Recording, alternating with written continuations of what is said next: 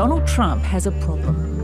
We are going to leave nothing uncovered. With that being said, the king firmly denied any knowledge of it. Having firmly aligned his administration with Saudi Arabia against Iran, someone's gone rogue. It sounded to me like maybe these could have been rogue killers. Who knows? We're going to try getting to the bottom of it very soon. But the rogue element is most likely inside the Saudi royal court. It appears that journalist and regime critic Jamal Khashoggi was killed when he went to the Saudi consulate in Turkey to sign papers so he could marry his new fiancée. He was ready to start the next phase of his life with this young woman. He never left the building. Turkish authorities say they have evidence that he was murdered inside by a group of Saudi operatives who'd flown in to do it. His body was allegedly cut up with a bone saw and removed as his fiancée waited outside. The Trump administration is under pressure to respond, though the president says Saudi Arabia being blamed is another case of guilty until proven innocent. Depending on the outcome of this evidence that are expected to be presented by the Turkish Attorney General, it seems that this operation was a cold-blooded assassination. It's entirely possible that Jamal did more in his death to cause pain to Saudi Arabia than he did in his life. And if anything, you know, they've elevated him to a potential martyr, a hero.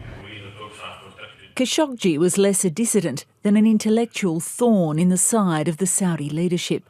As we speak today, there are Saudi intellectuals and journalists jailed. Now nobody will dare to speak and criticize. His demise suggests that the Saudi royals, and specifically Trump ally Crown Prince Mohammed bin Salman, or MBS, are very thin-skinned. Nobody saw him as a threat. So the only possible explanation could have been that the Saudi leadership did not tolerate any sort of dissent. Jamal used to tell me himself that nothing like this happens without the knowledge of Mohammed bin Salman. Living in self-imposed exile in the United States due to fear of arrest, he was writing for the Washington Post. Karen Atiyah gave him the job and became his friend. Or they knew that, I mean, this is the paper that all the embassies read. This is the paper of the town, which is the seat of the U.S. government, that bothered them. To promote an image of a reforming nation, the kingdom comes here to K Street, the home of Washington's influence industry. If you look at what this lobby and these PR firms have been able to spin in Saudi's case, it's, you know, a war in Yemen that's killed over 10,000 civilians, largely using U.S. bombs.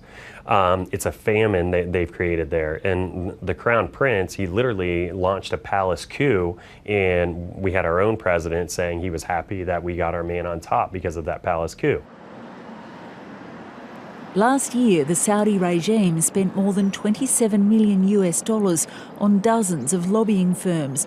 At the centre of the lobbying effort is a multi-billion-dollar arms deal that now limits Donald Trump's capacity and desire to strongly respond to Saudi Arabia's actions. He basically indicated on Fox News that the economic relationship that we have with Saudi Arabia, the arms sales that we have with Saudi Arabia, he effectively put those above the life of Jamal Khashoggi. So it's kind of a test.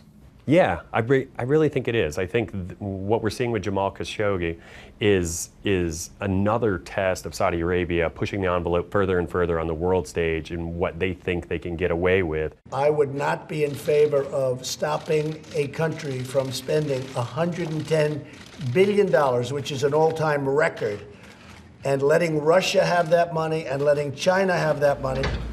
For many US senators, though, some of whom are recipients of Saudi donations, this latest incident has crossed a red line.